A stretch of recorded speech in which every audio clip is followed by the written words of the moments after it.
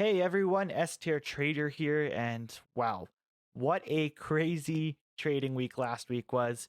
My mental fortitude was tested immensely, and I actually learned a ton, not only about price action, but about myself as well. So I'm really excited to go over my two and almost the third trades with you guys.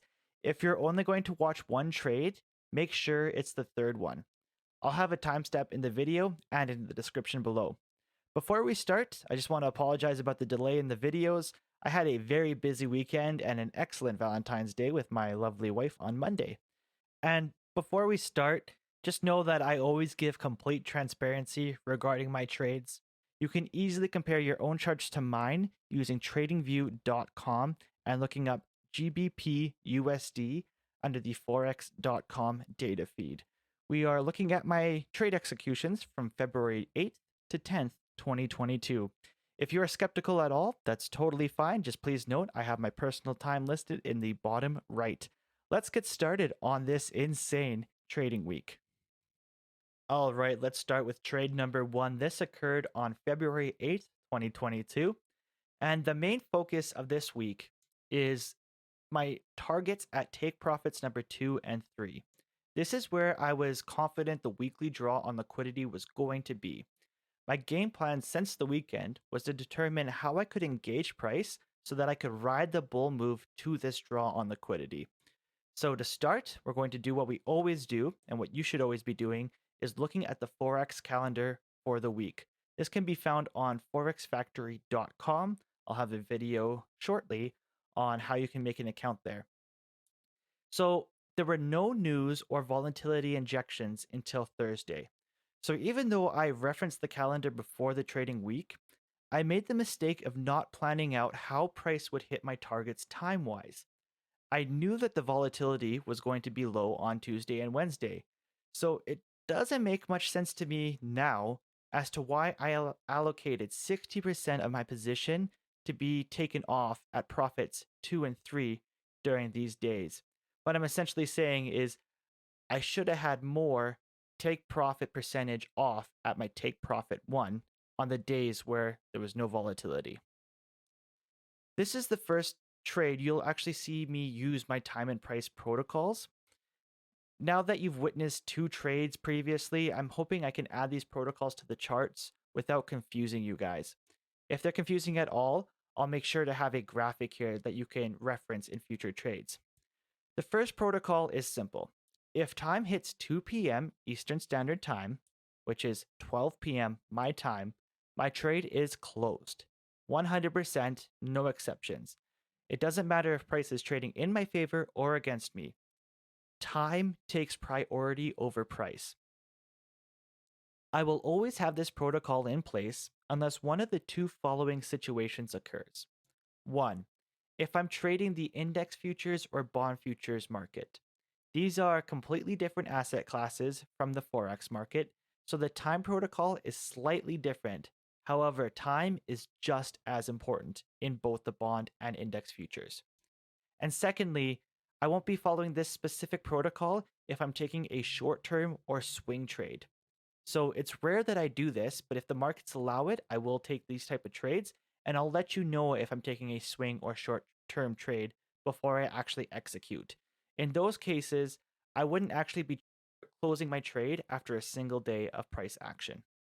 Hopefully this doesn't sound too confusing, but again, feel free to take a screenshot of my graphic on the page so you can easily refer to this in the future. The second protocol is much easier to follow. If price hits my first take profit, I will move my stop loss to break even.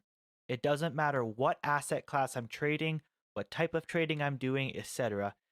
Take profit number 1 being hit equals stop loss move to break even. With that out of the way, let's wind this trade up. There was zero volatility today, which I should have expected, and my time protocol was hit. At 2 p.m. Eastern Standard Time, my trade closes completely at 19 pips. A big positive to this trade is that I was actually wrong. Like, price didn't hit any of my targets. Yet, thanks to my time protocol, I still made pips, even though I was wrong.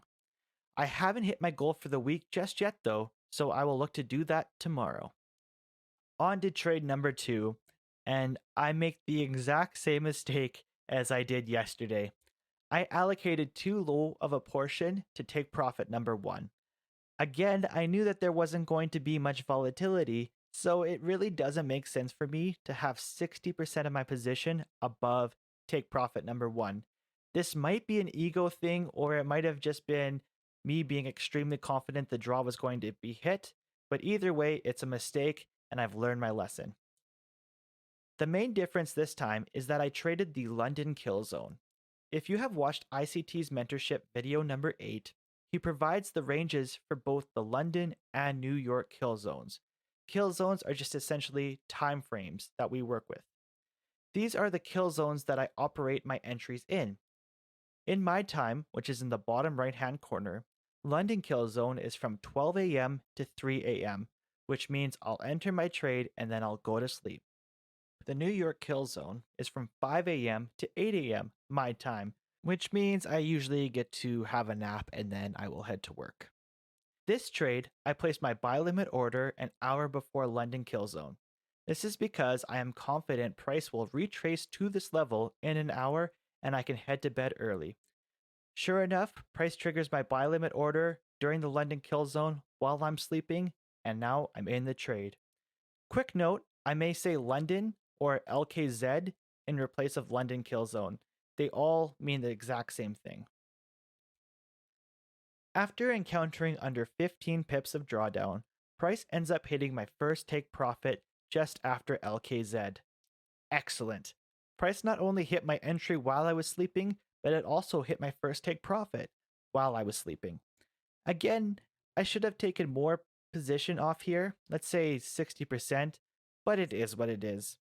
Price consolidates at my first take profit level, and eventually I wake up.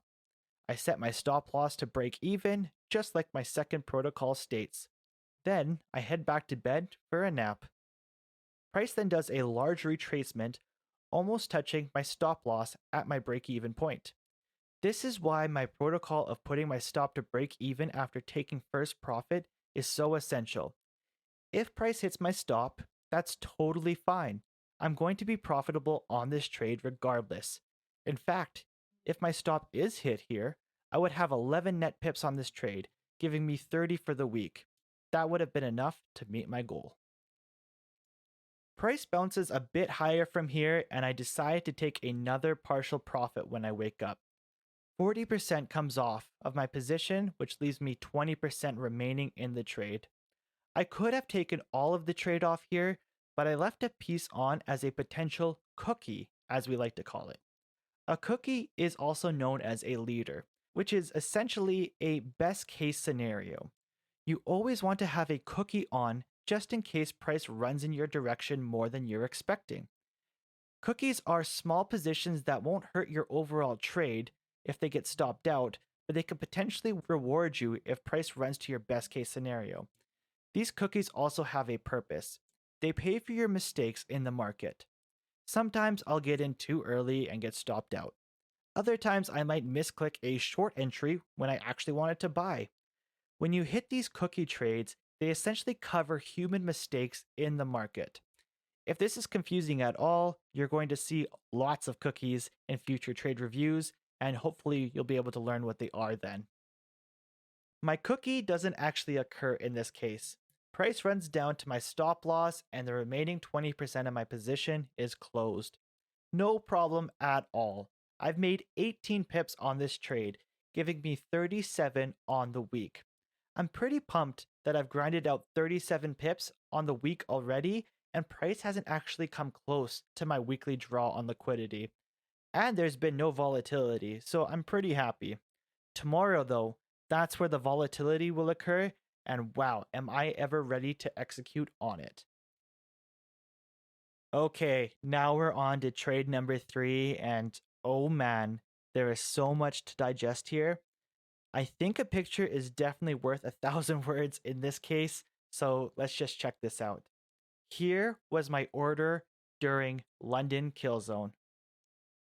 And here is how price delivered. So you're probably looking at this picture and you might be thinking, wow, S tier trader hit a 105 pip move with very little drawdown. And let me respond with, nope, I missed the move. That's right, I missed the move. Here's how it happened. There were two high impact news events today. The first was at 2:05 a.m. my time, which comes in with the GBP, British pound. So here I am filming my engagement during this time and setting up my levels. I was expecting the volatility injection to come in right at 2:05 and price would finally deliver how I expected all week. 2:05 a.m. hits and it's completely anticlimactic. No volatility at all. At this point, it's easy for me to deduce that the volatility injection that I've been waiting for is going to come at 6:30 a.m. my time instead.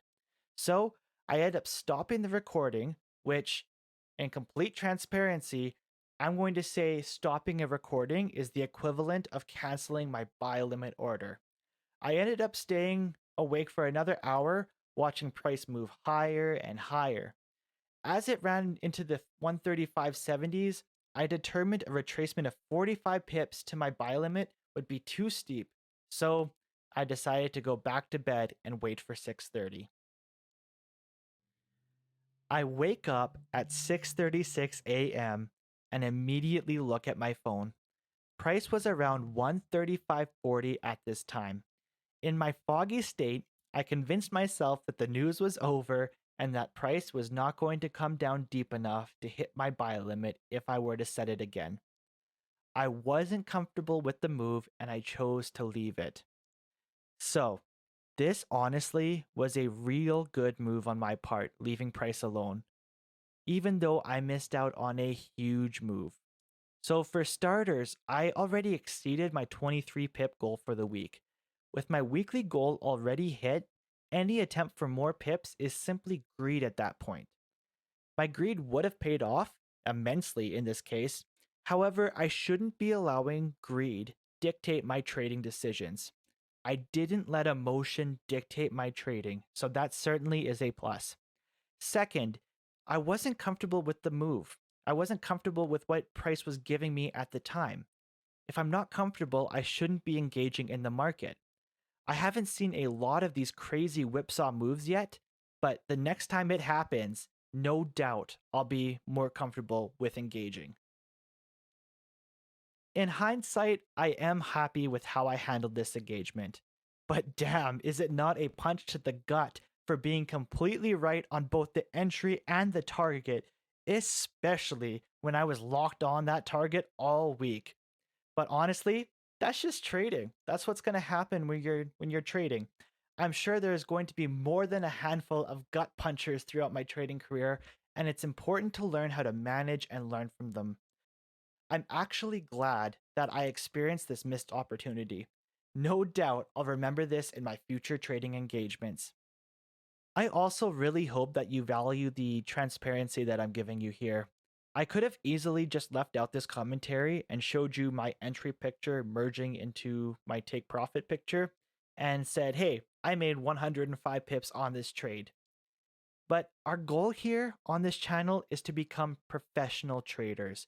If I'm going to miss trades, it is likely that you will too. I am hoping that you can learn from my experiences and anticipate experiencing them yourself. I'm hoping that if you ever experience a gut puncher like this one, that you can refer to my mistrade and realize that it happens to every professional trader. You are going to miss moves. I am going to miss moves. It does not mean that we aren't going to become professional traders. It's how we manage these missed moves and these gut punchers that will separate us from retail trading. This is why transparency is just so important with my channel. The combination of hitting your goals while learning lots about yourself and the market is just fantastic. I am up 111 pips net in the last 3 weeks. Our goal for the month is 90 pips, and I've done that in 4 trades. You can watch each one of those trades on my YouTube channel. I'll post a short video soon doing an overview of my first month of trading on YouTube. It's nice to know that I could take next week off trading and still be above the pace of doubling my money every single year.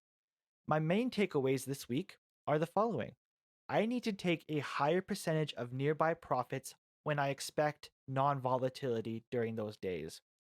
And also, I need to trust my analysis when I expect volatile days.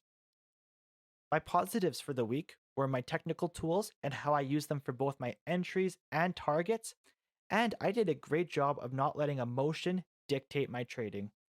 I really hope you enjoyed watching me navigate this wild week of trading. If you did, please go long on the like and subscribe buttons. Also, expect a video on how to set up a screen recording software for trading and why it's so valuable. That will come this week. All right, that's all I've got. Thanks for watching.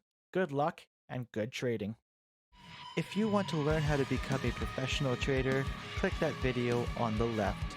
If you want to learn how to set up your charts, just like ICT, click the video on the right. Please go long on the like and subscribe buttons. Thanks for watching.